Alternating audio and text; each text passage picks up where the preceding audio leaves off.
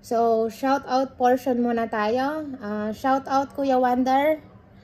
Sabi ni Chris Jane. Hi Chris Jane, si ate mo to. So, next is si Hatake Kakashi. Tama ba ang pronounce ko? Salamat po ate Ham, pa-shout out po sa next video. Sobrang helpful po ng mga videos nyo. Keep safe. So, hi Hatake. So, keep safe din po. So, let's start sa ating new lesson. So, ang next lesson natin for the grade 10 ay find the roots of the following polynomial equations given one of each root on the right side. Ibig sabihin, ipa-factor natin tong equation na to. So, bonus na yung isa, ito daw yung isang factor. So, 'di ba? Ang factor niyan is x minus 1. So, yan na yung isang factor. I-find natin yung another 2 factors kasi 3 to, so dalawa pa yung kulang. So, ang gagamitin natin ay synthetic division. So, x is equal to 1 dito. Then, lahat ng coefficients nito, yun yung ilalagay natin sa loob. So, 1, negative 1, negative 1, 1. So, bring down 1. 1 times 1, 1. Negative 1 plus 1, 0. 0 times 1, 0. Negative 1 plus 0, negative 1. Negative 1 times 1, positive 1, negative 1. 1 minus 1, 0. So, ano ba to? So, magma-minus lang tayo ng isang. So, eto na yung kukunin natin. 2, then x, then 1. So, x square minus 1. So, diba, ito ay pwede din tong ganito kuya, 'di ba? So, anong factor niyan? So, difference of 2 squares. Difference of 2 squares. So, x plus 1 and then x minus 1. So, i-square natin to kasi x minus 1 na rin 'yon, 'di ba? So, okay lang din ng ganyan. So, ano ba yung mga roots? So, x is equal to positive, negative 1 lang. Okay?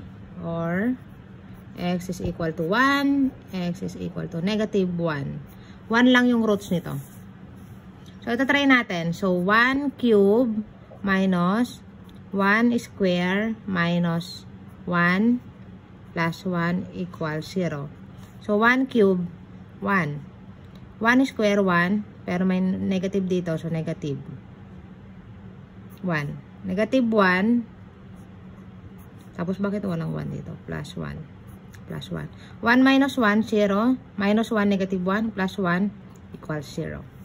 So, what if negative 1 naman? So, negative 1 cube minus negative 1 square minus negative 1 plus 1 equals 0. So, negative 1 cube, negative 1. Negative 1 square, positive 1. Pero may minus dito. So, minus 1. Negative times negative, positive 1.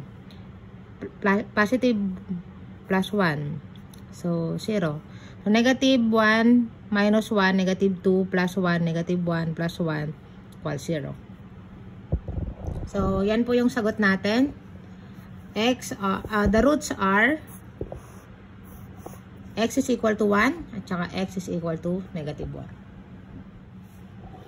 Okay, so wala na akong boses. So number 2, 3x to the 4th plus 2x cubed minus 13x squared minus 8x plus 4 equals 0. So may bonus na tayo. So ito lang yung i-divide natin sa ating synthetic division. So x is equal to negative 2. So kukunin lang natin yung negative 2 dito, lagay natin dito. Then, kukunin natin lahat ng coefficients with the sign. Okay, so 3, 2, negative 13, negative 8, positive 4. So, bring down 3.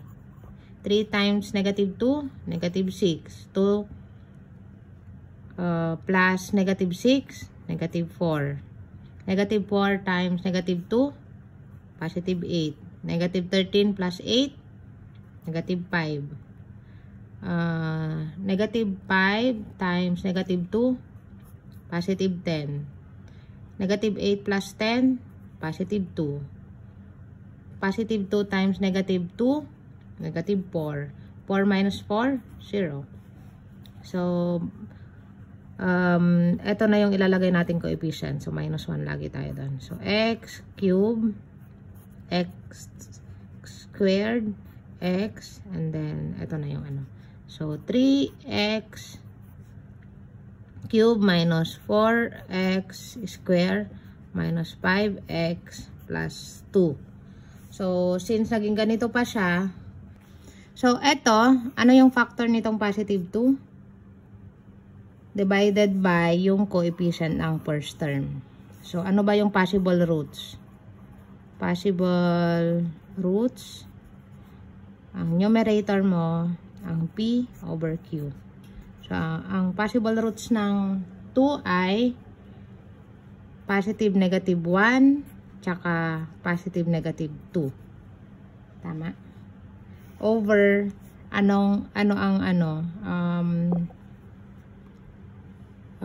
factor ng positive 3. So, positive negative 1, tsaka positive negative 3. Diba? So, dito, so, pwede natin siyang i-divide sa either 1 over 1 or 2 over 1 or 2 over 3 and then 2 over 1 1 over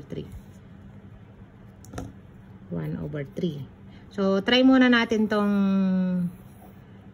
factor. So what if kung positive 1, so try natin. So x is equal to positive 1. So trial and error tayo. So positive 1, 3, negative 4, negative 5, positive 2. So bring down 3 times 1, 3, negative 4 plus 3, negative 1, negative 1 times positive 1, negative 1. So, negative 5 minus 1, negative 6. So, hindi rin siya, di ba? So, hindi niya factor ang positive 1. Try natin ang negative 1. Kasi pwede ding negative 1 to, di ba? Negative 1 and then positive 2. So, negative 1. Try natin negative 1. So, bring down 3. So, bring down 3. 3 times negative 1. Negative 3. So, negative 7 na yan. Negative 4 plus negative 3. Negative 7 times negative 1. Positive 7. Diba? So, 2. So, 2 times negative 1. Negative 2. So, 0 na yung remainder. Ibig sabihin, x is equal to so, ang isang factor ay x is equal to negative 1. So, nakuha 1 factors, second factor. So, ngayon, ang itsura na nito, x square, x, so yan. So, 3x square minus 7x plus 2 equals 0. So, punta na tayo doon sa factoring ng polynomial na kay kuya nyo na lesson. So, ibig sabihin, multiply mo tong coefficients nito. 3 times 2 equals 6. That's first term times last term. Then, ipa-factor mo tong product nila na dapat ang equal niya ay negative 7. So, ano ba yun? Negative 1 tsaka negative 6. Diba? Negative 1 plus negative 6 equals negative 7. So, since alam na natin yung negative 6, ang factors niya ay negative 1 and negative 6. Pag pinag-add mo, negative 7. So, yun yung middle. So, gagawin natin yung grouping na method. So, 3x square minus x or minus 1x. Tapos, minus 6x plus 2. So, kung titignan mo to, pag pinag-add mo, negative 7 din yan, diba? Negative 1 plus negative 6, negative 7. Now, i-group natin. So, lalagyan natin siya ng parenthesis. Pero, etong third term, pag i-multiply mo siya dito, tama pa rin siya, diba? negative times positive 6x equals negative 6x. Pero pag ito, minultiply mo siya sa positive 2, ito, hindi na siya positive 2, negative 2 na siya. So, ang gagawin natin, babaliktarin lang natin yung sign. Babaliktarin natin. Para pag negative times negative 2, magiging positive 2 pa rin. So, ito pa rin yung equation natin. So, equals 0. So, ano nang gagawin natin? So, ipa-factor naman natin to. So, ano bang factor ng first group? X, diba? So, x, i-divide natin dito yung sa x. So, magiging sagot niya ay 3x minus 1. Dito naman, so, anong factor nito? 2. Diba? So, 2. So, divide natin dito sa 2, and doon na yung negative, diba? So, divide din natin sa 2. So, mangyayari, 3x minus 1. So, x is equal to, So, etong nasa loob nitong dalawa, parehas na yan. So, isa lang yung kopyahin natin dyan. So, 3x minus 1, tsaka yung isa pang factor, x minus 2. So, i-equate natin to sa 0. So, ano bang magiging kakalabasan yan? So, 3x minus 1 equals 0. Lipat natin yung 1, negative 1 doon sa kabila. So, 3x is equal to positive 1. Divide natin siya sa 3. So, x is equal to 1/3. Ayan na yung pangatlong term. Pangatlong roots pala. So, x minus 2 equals 0. Lipat natin to ulit. Magiging positive 2.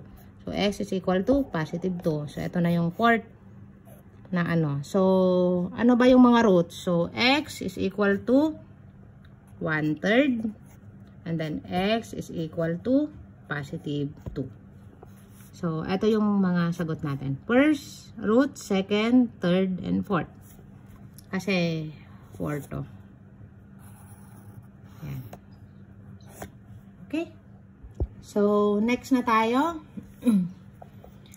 X to the fourth minus 2x cubed minus 3x squared plus 4x plus 4 equals 0. So, meron na tayong bonus roots. So, x is equal to 2. So, 2.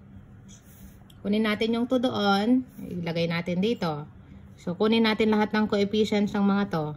So, positive 1, negative 2, negative 3, 4, 4. By synthetic division, bring down 1.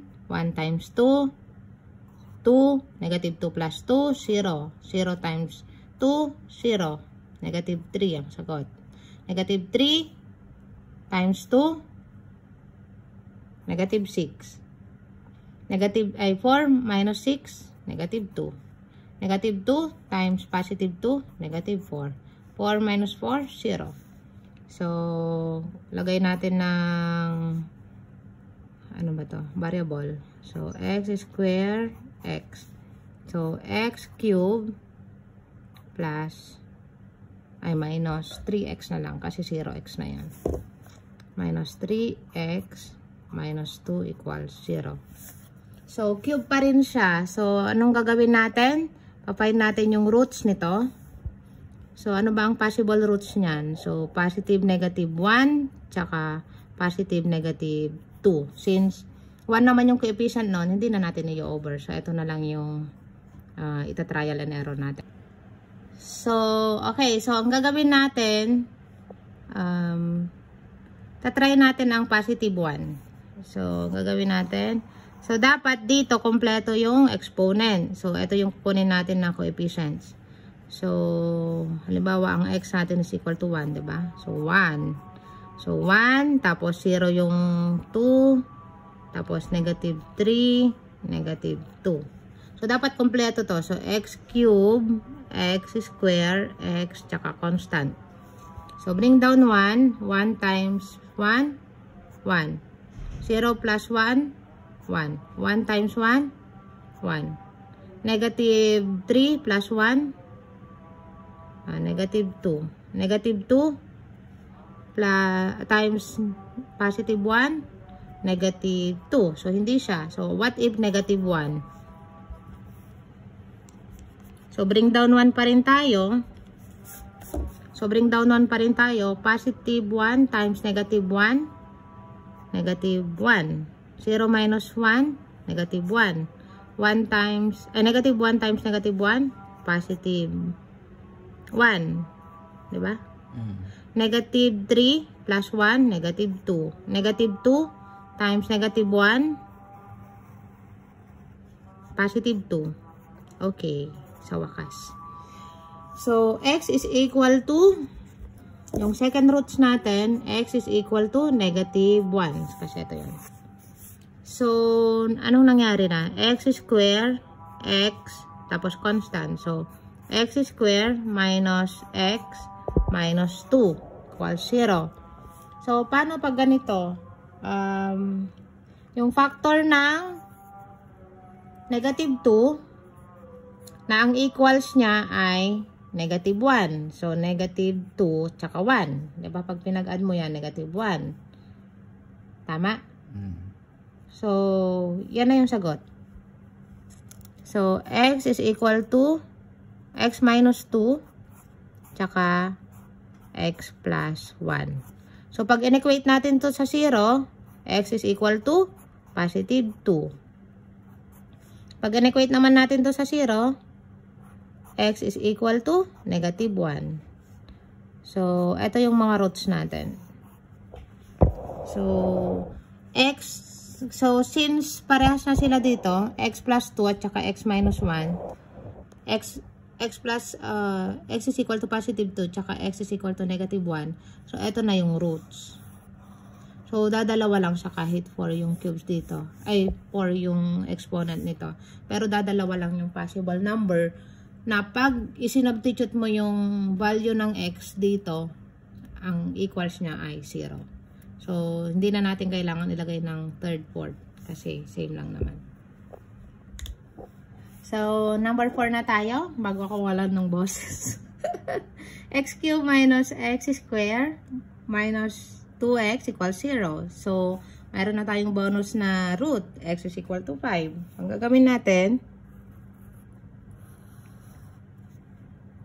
5. Kopyahin lang natin yon. Then, lahat ng coefficient.